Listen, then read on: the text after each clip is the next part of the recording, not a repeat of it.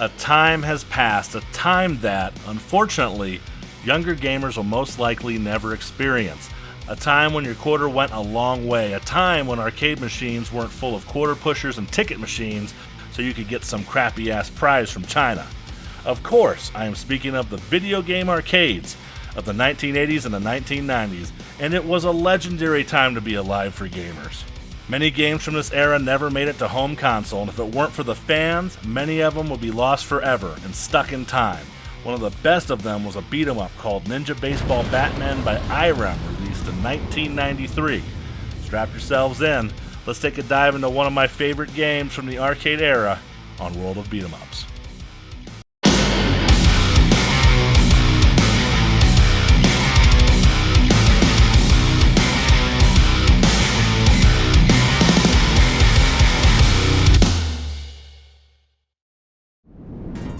Ninja Baseball Batman. I'm going to repeat that. Ninja Baseball Batman. Ninjas, baseball, men with bats. Is this a gift from the gods themselves?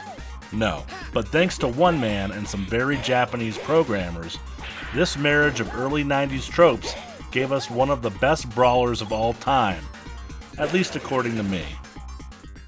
It all starts with a man named Drew Maniscalco. You see, back in the day while working for IREM America, Drew, like most salesmen, wanted to become a programmer. One day he was reading an article about 2 movies based on comics that were topping the box office. Those 2 movies happened to be Teenage Mutant Ninja Turtles and Batman. That night he became inspired, grabbed a pencil, and began brainstorming to create his own superheroes, which eventually became Ninja Baseball Batman. He knew that the real programmers would have to like the concept art, otherwise they would pass right over it. Knowing that baseball is huge in Japan, he designed his superhero to be a baseball player.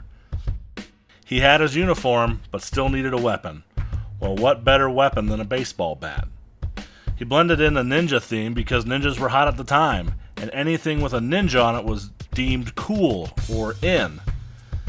Ninja Baseball Batman was born. The 4 main characters themselves were named for real-life baseball players. The red guy, Captain Jose, was named after Jose Canseco, and the most equation of the Batman. They obviously meant balanced.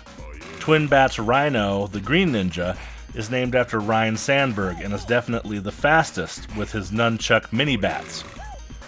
Beanball Roger is the big and powerful yet slow yellow ninja, named after Roger Clemens.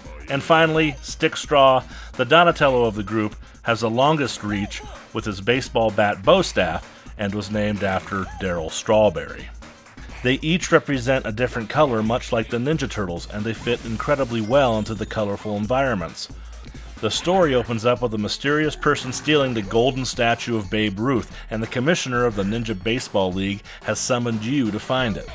Each level is part of a journey across the country to landmark cities of the USA, and each city has its own unique enemies and bosses. And by the way, were the programmers high or something? Because I have no idea how you can come up with some of this stuff. For instance, at the end of the first stage, Seattle, you fight Windy Plain, a plane inside a plane. In another stage, Vegas, you fight a giant slot machine. But nothing beats Texas, where you go to some sort of haunted house and fight, well, whatever the hell this thing is. I love the fact that the game design is cartoony, however most of the enemies have parts that fall off of them, even losing entire limbs in the process. The game is hip, for lack of a better word, for its time. They seem to catch all of the pop culture fads at the time while keeping the game fresh. The music has that 90s b-boy funk and kind of reminds me of Toe Jam and Earl.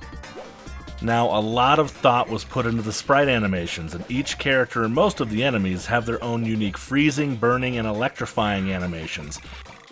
Even though there were only 2 buttons, each playable character has 6 to 7 special moves, ninja and elemental attacks, and combos. The deeper you dive into this game, the better it gets. So do I recommend that you play this game? 100,000% yes. But unfortunately, until IREM gets their head out of their ass, you're gonna have to wait. Or you can go get the MAME emulator. So guys, as I sat here and did this video, I kept thinking, what am I going to rate this game? I mean, I really don't like giving 10 out of 10s. I don't like calling anything perfect. So then I tried to think of reasons that it should be a 9 out of 10, or a 9.5 out of 10 if I like it that much.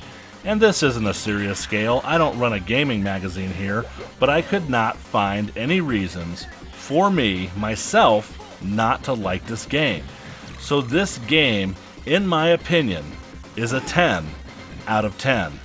Sure, you could try to knock off points for ideas coming from the Teenage Mutant Ninja Turtles, but really, this game is far enough apart from that, and it stands on its own 2 feet.